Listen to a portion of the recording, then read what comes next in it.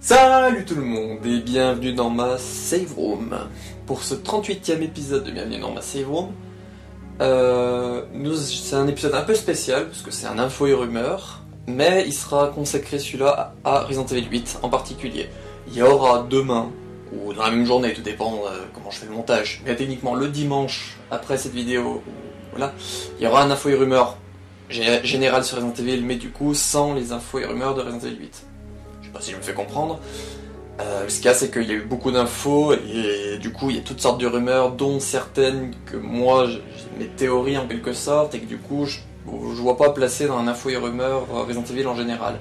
Du moins ça ferait une vidéo de 30-40 minutes, donc je préfère enlever cela pour faire un épisode spécial Resident Evil 8 avec ce qu'on sait et les rumeurs en général qui tournent pour le moment les heures qui ont suivi. Voilà, donc c'est parti pour les rumeurs, les infos et rumeurs sur Resident Evil 8.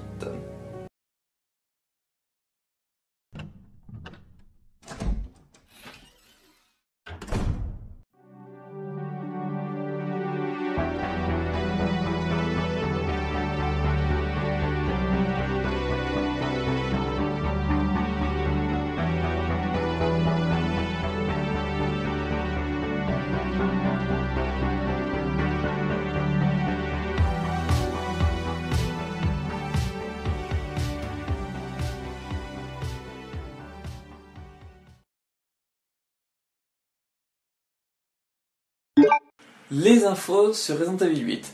Déjà on va commencer par le commencement, et il est enfin annoncé. J'étais super content hier, du moins moi j'enregistre, c'était la veille, je me fais comprendre. Et du coup j'étais super content parce que il y a des rumeurs qui en parlaient et tout, et du coup ça a été annoncé via un trailer ce trailer valide plusieurs rumeurs qu'on avait eues, notamment le redesign de Chris qui est excellent, la sorcière, les espèces de loups-garous, les beastmen qu'on les appelle, les paysages enneigés, le château, le village, du coup qu'on verra aujourd'hui, l'inventaire de style un peu Resident Evil 4. Donc tout ça c'était tout des rumeurs, mais du coup maintenant c'est tout confirmé grâce à cette bande-annonce, mais aussi grâce à une vidéo des développeurs que je vous mettrai en description. Concernant le trailer, je vous ai fait une vidéo qui est un peu une vidéo test, réaction et à mon avis à chaud sur le trailer, donc je l'ai fait juste après que la conférence soit finie. Donc c'est pour ça que je parle pas de tout et que c'est vraiment ce que j'ai pensé, parce que du coup je l'ai vu une fois dans la conférence et je le regarde une deuxième fois dans la vidéo. Voilà, donc je fais un peu de promo. Mais passons aux infos. Donc tout d'abord nous avons le synopsis de Resident Evil 8. Alors le synopsis c'est se déroulant quelques années après Resident Evil 7 Biohazard, Village, donc le nom de Resident Evil 8, débute avec Ethan Winters et sa femme Mia vivant paisiblement dans un nouveau lieu, bien loin de leur séjour d'enfer dans la propriété des Bakers. Alors qu'ils reconstruisent une nouvelle vie ensemble, la tragédie les frappe à nouveau. Chris Redfield, le héros légendaire de la série Resident Evil, qui a fait une brève apparition dans le volet précédent, fait à nouveau éruption dans le quotidien du couple pour en changer le cours à jamais.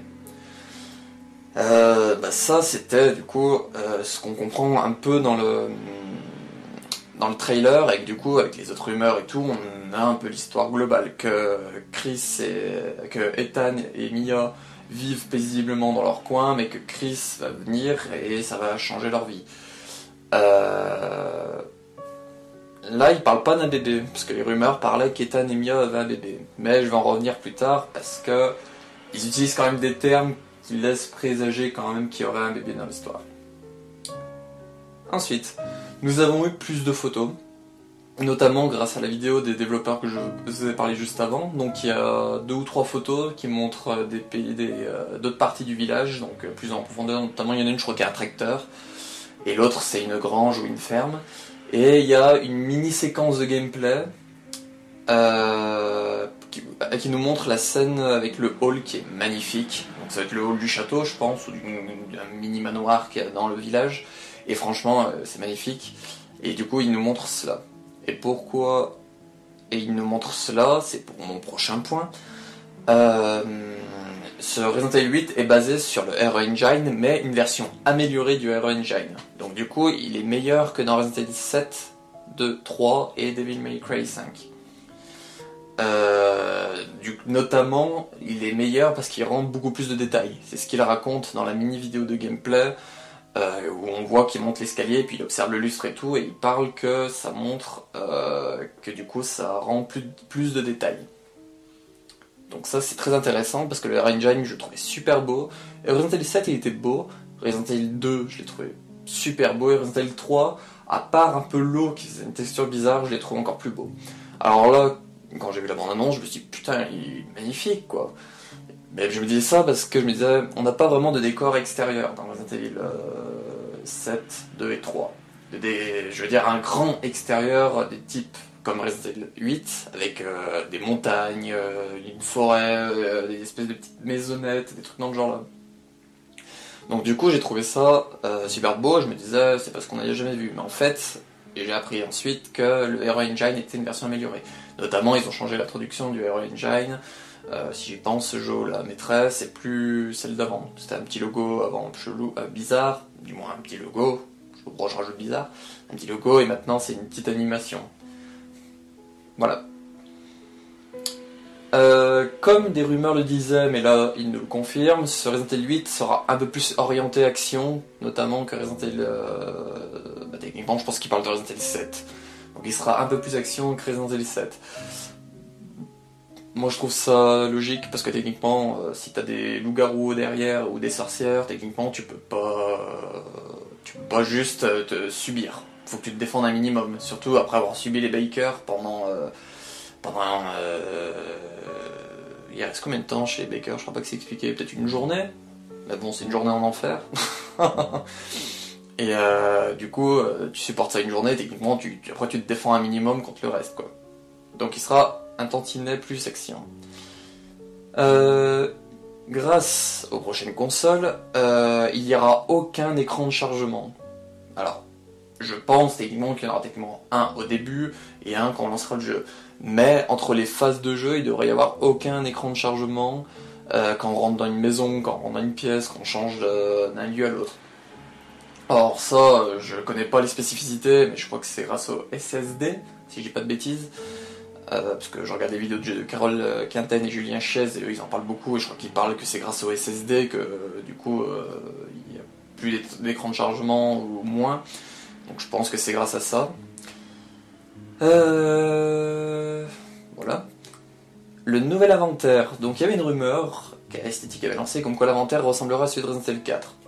Alors on a eu une image, grâce à la vidéo là aussi des développeurs, et franchement oui, ça fait très Resident Evil 4. On voit notamment la petite valise qui se dessine, et on voit que les objets sont entourés d'un espèce de losange ou de carré qui fait leur forme, et je pense que du coup ça sera pour les mettre genre en horizontal ou en vertical, les choses dans ce genre là. Donc ça fait très Resident Evil 4, mais en même temps ils disent, les développeurs, que les personnes qui ont fait Resident Evil 7, 2 et 3 remake ne seront pas perdues parce que ça ressemble un peu. Donc cet inventaire, puis comme le dit Carole Quinten dans sa vidéo qu'elle a fait sur Resident Evil 8 que je vous mettrai en description, je suis d'accord avec elle, je suis d'accord avec tous ceux qui le disent, ce Resident Evil 8 c'est un mélange entre Resident Evil 4 et Resident Evil 7. Donc l'inventaire est le fruit de tout cela. Et pour finir avec les infos, donc on a eu une espèce de petite image qui est sur le site Capcom France et du coup Resident Evil 8 que je vous mettrai. Notamment on y voit dessus que le jeu est prévu pour 2021, il n'y a pas de date, donc ça on l'a vu aussi hier mais il nous le reconfirme. Et qui sortira sur Xbox Series X, PS5 et Steam. Esthétique avait parlé de cross-gen, donc qui sortirait techniquement sur Xbox One et PS4. Là c'est pas marqué, et avec tout ce qu'ils annoncent, notamment aucun écran de chargement, donc qui serait grâce au SSD des nouvelles générations et tout, franchement je pense que, comme il dit, il l'avait entendu à une époque qu'il serait cross-gen, mais je pense que ça a été abandonné pour qu'il soit techniquement que pour la next-gen et qu'il soit au max de ses capacités quoi. Et enfin, toujours sur cette image, nous voyons que c'est marqué qu'il y aura une mise à jour en août, et où on en apprendra plus. Alors en août, j'ai vu, je crois que c'est Mister Pixel qui en parle, qu'en août il y a un State of Play qui serait prévu. Donc un State of Play c'est une mini-conf PlayStation. Donc il faudra surveiller cette date-là, je pense. Donc tout cela, sert de transition pour mener aux rumeurs sur Resident Evil 8. Parce que certes on a eu des infos, mais il y a des nouvelles rumeurs aussi.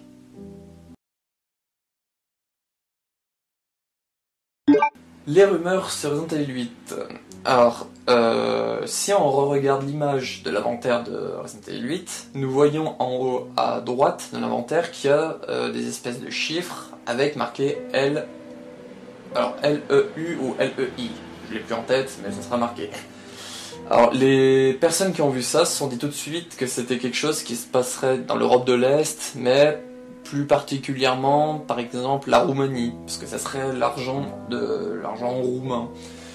Donc, ça confirme du coup les rumeurs qui disaient que ça confirme. Attention, on est toujours dans les rumeurs, mais ça rajouterait du grain à moudre, je crois qu'on dit, à la rumeur qui disait que ça se passerait que le jeu passerait en Europe de l'Est.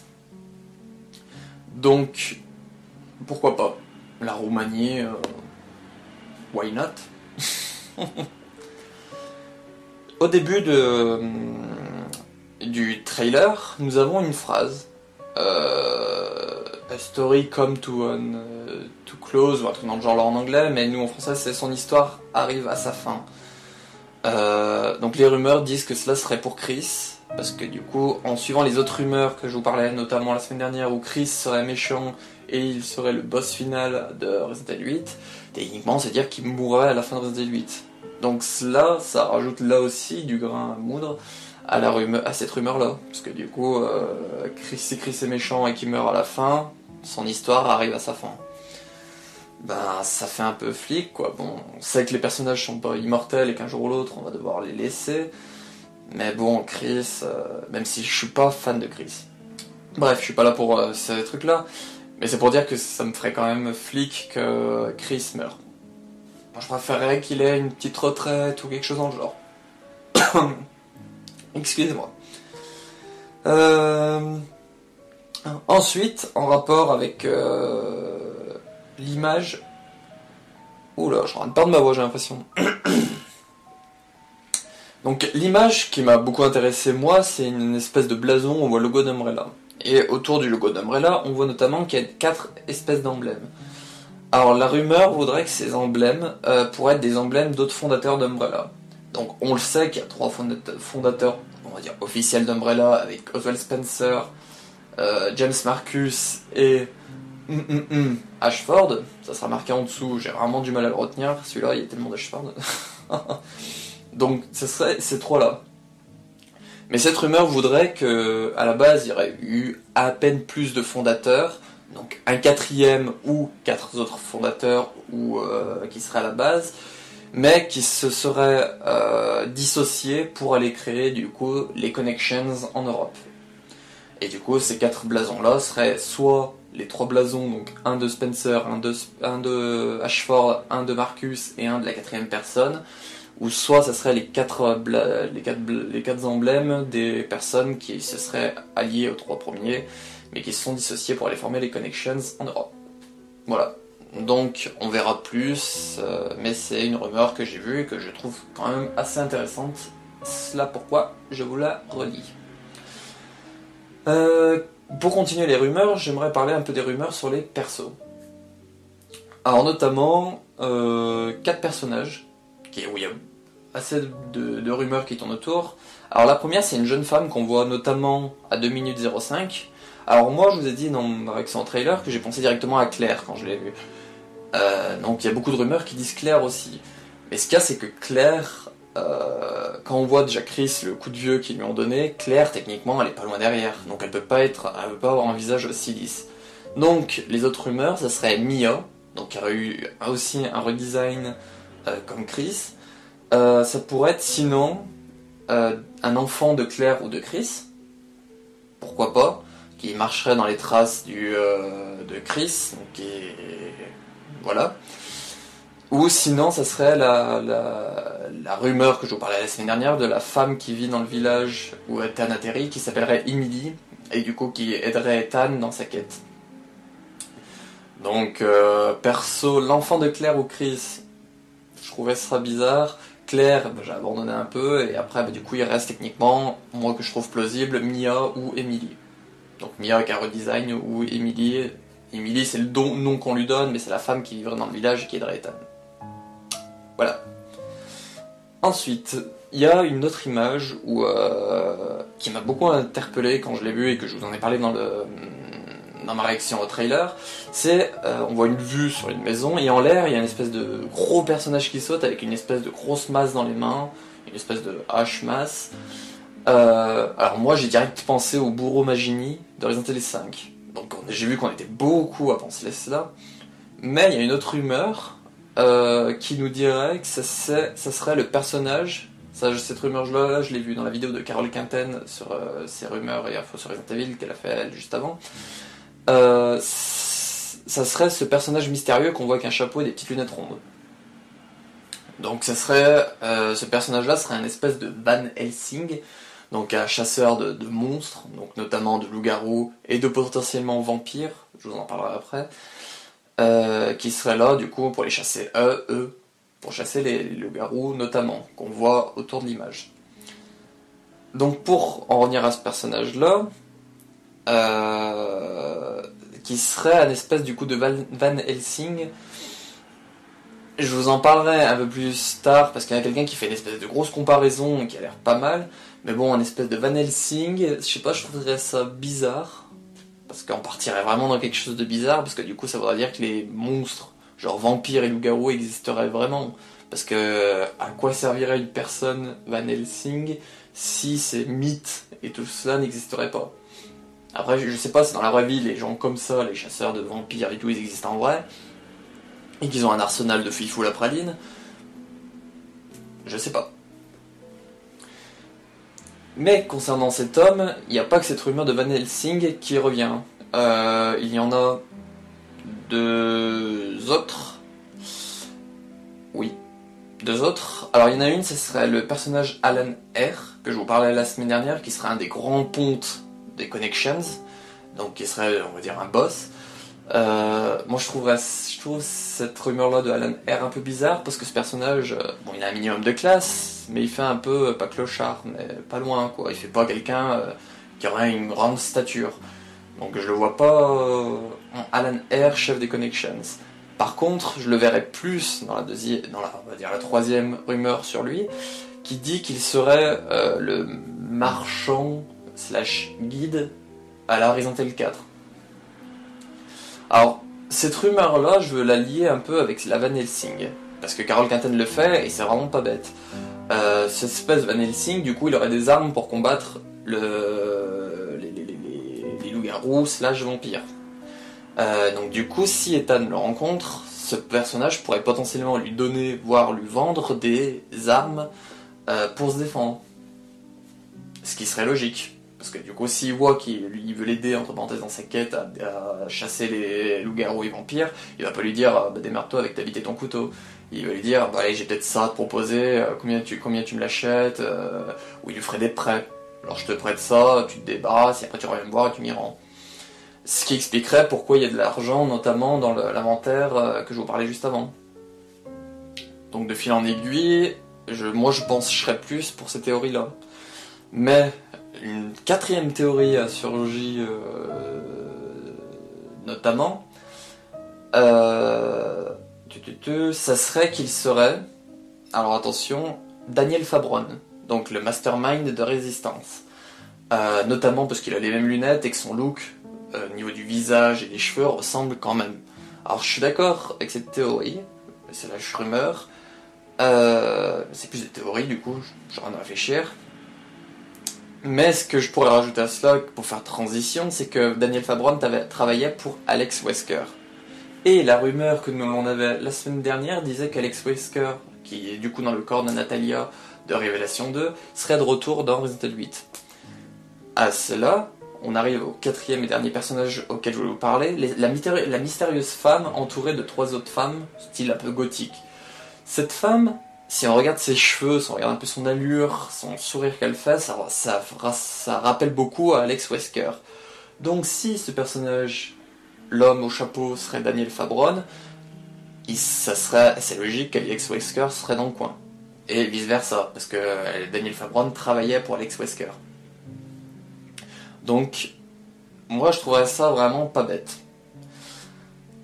Après, il y a d'autres trucs. Notamment, il y en a qui disent que ça serait pas Alex Wesker. Donc, comme il y en a qui l'appellent Natalia et Alex Wesker, il l'appelle Natalex. Donc j'utiliserai ce terme maintenant pour en parler, parce que je le trouve sympa. Donc si ce serait pas Natalex, qui serait cette mystérieuse femme qui a l'air quand même assez haut dans les choses? Il y en a qui pensent que ça serait du coup une des chefs, ou une haut placée des Connections, donc du coup qui vivrait dans ce château et tout. Ou sinon, ce serait une espèce de Dracula. Alors pourquoi une espèce de Dracula? Et là du coup je vais en revenir à ce que je voulais vous parler tout à l'heure avec un rapprochement sympa qu'une personne a fait. En voyant ce trailer, une personne a fait un rapprochement avec le film Van Helsing où il y a Hugh Jackman dedans. Notamment le fait que le personnage au chapeau ressemble un peu au look de Van Helsing dans le film. Que dans le film, ça se passe dans un village avec un grand château type Dracula, et que là, ça ressemble un peu dans le décor. La mystérieuse femme est entourée de trois espèces de femmes gothiques. Donc ces trois femmes gothiques, ça pourrait être les trois femmes de Dracula qu'il y a dans le film, parce qu'il a trois femmes. Et du coup, cette femme serait, on va dire, Draculette. Serait Dracula en version féminine. Pour faire un parallèle entre le film et Resident Evil 8. Parce qu'on ne dit pas que c'est l'adaptation. Je dis pas que c'est l'adaptation et que la personne ne dit pas que c'est l'adaptation, mais ça se rapproche. Et enfin, dans ce film-là, il y a des loups-garous. Du moins un loup-garou, c'est dans mes souvenirs. Et là, nous voyons un ou plusieurs loups-garous. Donc du coup, ce rapprochement n'est vraiment pas bête. C'est parallèle entre le film Van Helsing et Resident Evil 8.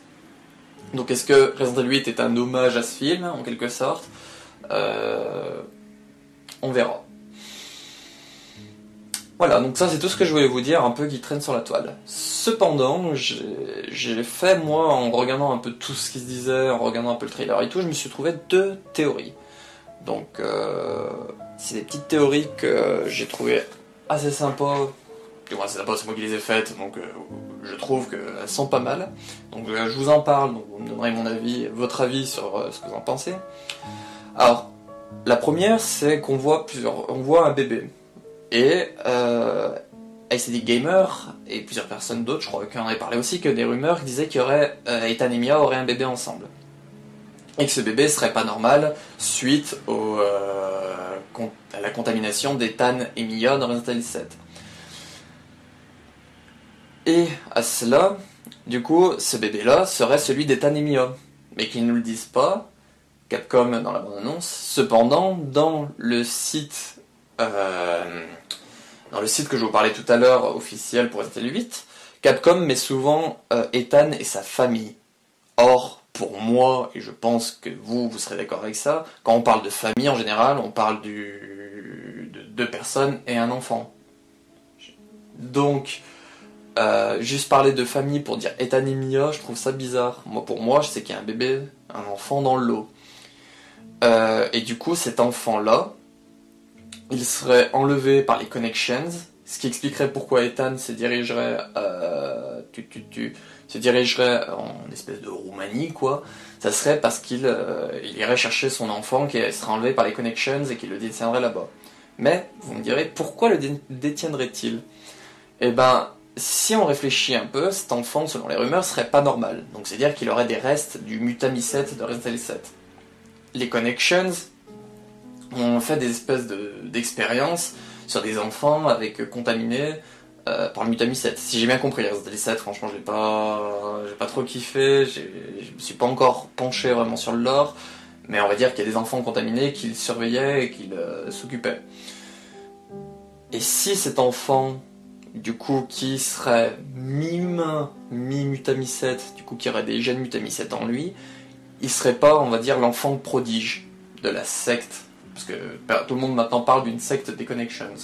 Donc c'est vrai qu'à la base on sait pas ce que c'est, mais du coup que ces Connections chercheraient cet enfant de Ethan et Mia, qui serait du coup l'enfant prodige, qui aurait pas les défauts qu'avait notamment Evelyn, de vieillir trop vite, de vouloir contaminer tout le monde et tout. Ce serait un enfant qui aurait des gènes modifiés via le mutamycète, mais du coup qui serait élevé comme un enfant normal, mais du coup qui pourrait être utilisé. Notamment, cela fait penser au projet Wesker. Donc les enfants Wesker qui ont été élevés un peu comme tout le monde et alors qui étaient pas normaux. Et qu'à la fin, eh ben, il y en a deux qui ont vraiment survécu, Alex et Albert. Ma deuxième rumeur qui pourrait être liée avec celle-là, c'est une personne, j'ai vu cette rumeur-là, qui parlait notamment qu'il pourrait y avoir deux Chris. Alors, vous me direz, rien de Chris. Si vous regardez le premier trailer de Resident Evil Révélation 1, on voit qu'il y a une espèce de délire avec deux Chris. Donc un attaché torse nu à la chaise et un autre qui braque Jill, si je m'en souviens bien du trailer. Et là, dans ce trailer de Resident Evil 8, on voit que Chris est dans la maison d'Ethan, mais aussi, si on se base un peu aux détails qu'on a dans la maison, on voit qu'il y a des hommes en cagoule. Techniquement, les hommes en cagoule, c'est pas vraiment le BSA, et je pense pas que Umbrella Corps se fasse chier avec des cagoules alors qu'ils ont des masques, des masques quoi. Si ce groupe-là était les Connections, et que ce Chris Redfield n'était pas Chris Redfield, mais serait un certain Albert Wesker, que son conscience aurait été transmise dans un corps qui aurait été créé grâce au virus C pour ressembler à Chris Redfield, et que ce Chris Redfield, du coup, qui aurait la conscience de Albert Wesker, souillerait le nom de Chris Redfield. Je sais pas si je le fais comprendre. Donc j'essaie de dire ça dans le sens chronologie. Albert Wesker aurait enregistré, on va dire, sa conscience dans, on va dire, un ordinateur ou quelque chose. Donc ce qu'on voit dans Resident Evil Révélation 2 via Alex Wesker. Dans Resident Evil 6, on voit que le virus C peut créer, via des cocons et un être, on va dire, compatible, il peut créer des clones.